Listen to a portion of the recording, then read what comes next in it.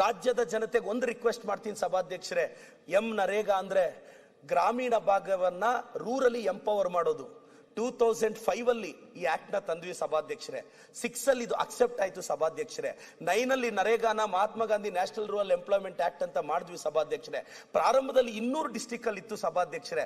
ಅದು ಇವತ್ತು ಎಲ್ಲಾ ಜಿಲ್ಲೆಗೂ ಹೋಗಿದೆ.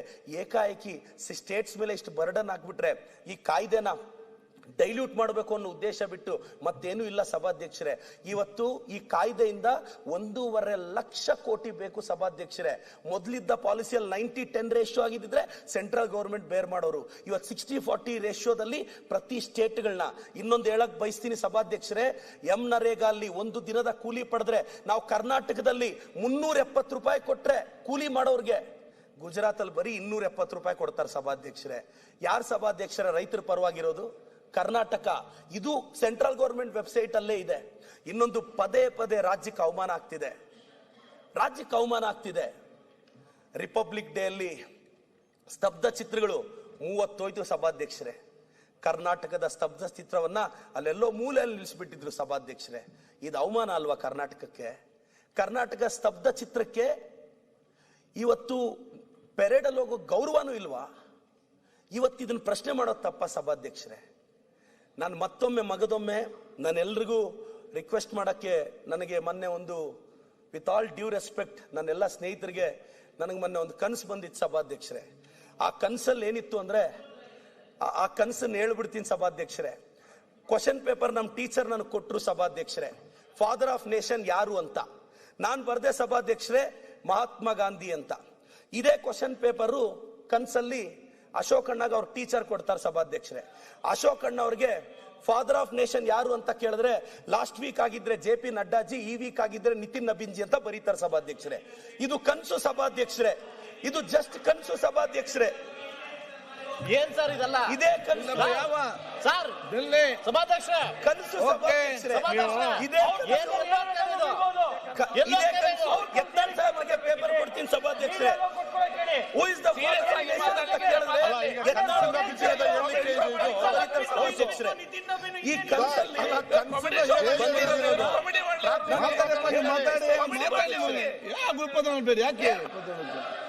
ಇದು ಜಸ್ಟ್ ಕನಸಷ್ಟೇ ಸಭಾಧ್ಯಕ್ಷರೇ.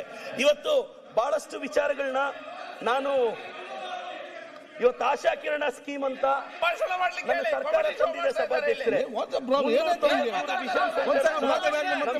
ಎಸ್ಟಾಬ್ಲಿಷ್ ಮಾಡಿದೆ ಸಭಾಧ್ಯಕ್ಷರೇ. ಅಷ್ಟೇ ಅಲ್ಲ ಸಭಾಧ್ಯಕ್ಷರೇ, 31 ಡಿಸ್ಟ್ರಿಕ್ಟ್ ಹಾಸ್ಪಿಟಲ್ಸ್ ಅಲ್ಲೂ ನಾವು ಹೆಲ್ತ್ ಇದ್ ಮಾಡ್ತಾ ಇದ್ದೀವಿ ಸಭಾಧ್ಯಕ್ಷರೇ.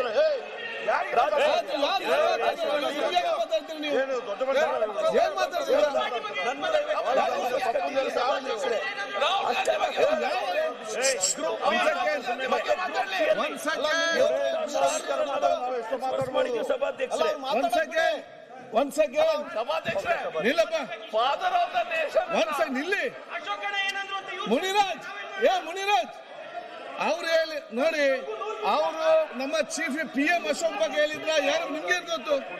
ಒಬ್ರು ಹೇಳಿದ? ಆಯ್ತಪ್ಪ, ನೀವು ಏನ್ ಮಾತಾಡ್ತೀರಿ? ಅವರು ಹೇಳ್ತಾರೆ, ನೀವು ಪ್ರತಿಯೊಂದು ರಾಜಕೀಯ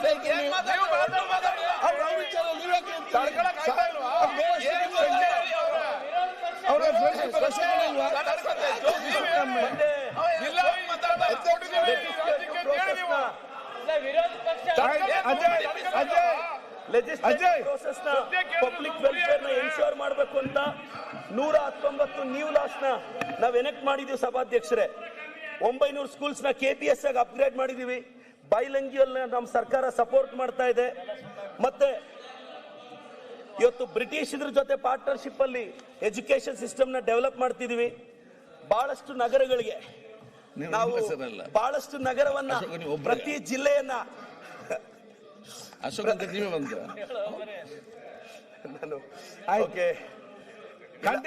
ನಾನು ಇಲ್ಲ ಸಭಾಧ್ಯಕ್ಷರೇ, ನಾನು ಕೊಡಿ ಅಂತಿರಲ್ಲ, ನಾನು ವೈಯಕ್ತಿಕವಾಗಿ ಮುಗಿಸ್ಲಿ ನಾನು ಸಭಾಧ್ಯಕ್ಷರೇ, ನಾನು ಅಶೋಕ್ ಅಣ್ಣನವರಿಗೆ ಅವ್ರ ಇಂಗ್ಲಿಷ್ಗೆ ಅಭಿಮಾನಿ ಇನ್ಯಾರ ಹೆಸರು ಹೇಳಿ ಕೇಳಿ. ನಾನು ಯಾರ ಹೆಸರು ಹೇಳಿದ್ದೆ? ನಿಮ್ಮ ಹೆಸರಲ್ಲಿಲ್ಲ, ಅಶೋಕಣ್ಣ ನೀವು ನನಗೆ ಬಹಳ ದೊಡ್ಡ ಇನ್ಸ್ಪಿರೇಷನ್. ನಿಮ್ಮ ಹೆಸರಲ್ಲ ಅದು. ನನಗೆ ಇನ್ಸ್ಪಿರೇಷನ್. ಆಯ್ತು, ನನ್ನ ಹೆಸರು ಅವ್ರು ಹೇಳ್ತಾರೆ. ನಿಮ್ಮ ಹೆಸರಲ್ಲಿ ಕೇಳಿಸ್ಕೊಳ್ಳಿ. ಅಧ್ಯಕ್ಷರೇ ಅಧ್ಯಕ್ಷರೇ ನನಗೆ ಅಶೋಕ್ ಕಂಟಿನ್ಯೂ. ಸುರೇಶ್ ಏನ್ ಹೇಳಿದೆ ಹೇಳಪ್ಪ, ಕನ್ಸಲ್ಲಿ ಏನ್ ಬಂತು?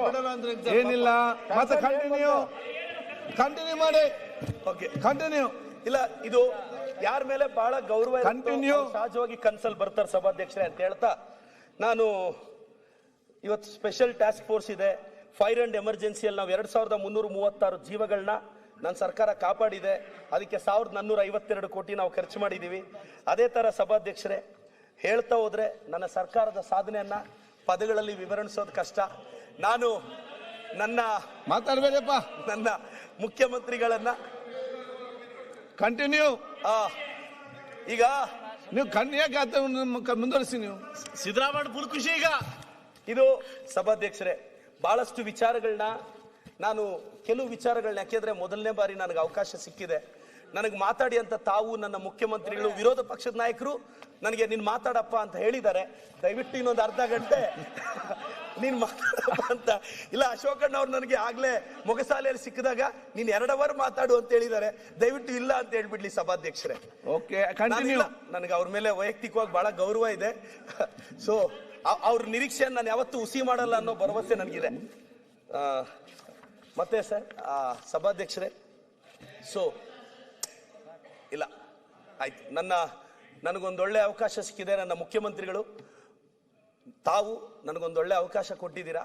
ನನಗೊಂದು ಮಾತು ನೆನಪು ಬರುತ್ತೆ ಸಭಾಧ್ಯಕ್ಷರೇ, ಡಾಕ್ಟರ್ ಆಗಲು ಕೋರ್ಸ್ಗಳುಂಟಯ್ಯ, ಇಂಜಿನಿಯರ್ಗಳಾಗಲು ಕೋರ್ಸ್ಗಳುಂಟಯ್ಯ, ಟೀಚರ್ಗಳಾಗಲು ಕೋರ್ಸ್ಗಳುಂಟಯ್ಯ, ಬುದ್ಧ ಬಸವ ಸಿದ್ದರಾಮಯ್ಯ DK ಶಿವಕುಮಾರ್ ಆಗಲು ಯಾವ ಕೋರ್ಸ್ಗಳುಂಟಯ್ಯ, ನಿಮ್ಮೊಳಗಿರೋ ಫೋರ್ಸ್ ಬೇಕಯ್ಯ ಅಂತ ಹೇಳ್ತಾ ಈ ಅವಕಾಶಕ್ಕೆ ನಮ್ಮ ಸರ್ಕಾರಕ್ಕೆ, ತಮಗೆ ಮುಖ್ಯಮಂತ್ರಿಗಳಿಗೆ, ವಿರೋಧ ಪಕ್ಷದ ನಾಯಕರಿಗೂ ಧನ್ಯವಾದ ಹೇಳ್ತೀನಿ ಸಭಾಧ್ಯಕ್ಷರೇ.